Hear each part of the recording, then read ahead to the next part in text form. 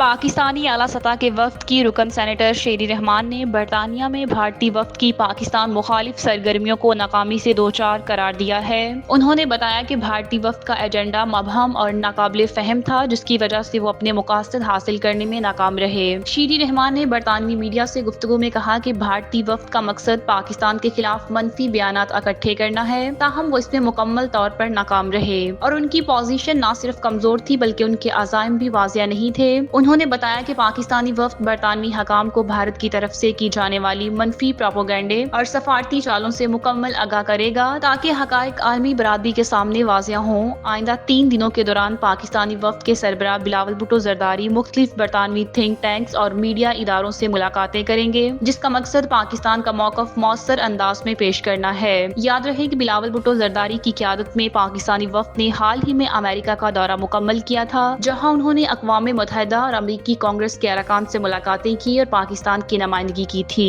برطانیہ میں جاری سفارتی سرگرمیاں پاکستانی حکام کے نزدیک ایک اہم موقع ہے جن کے ذریعے بھارت کے منفی پروپیگنڈے کو بے نقاب کرنے اور خطے کی اصل صورتحال سے عالمی برادری کو آگاہ کرنے کی کوشش کی جا رہی ہے۔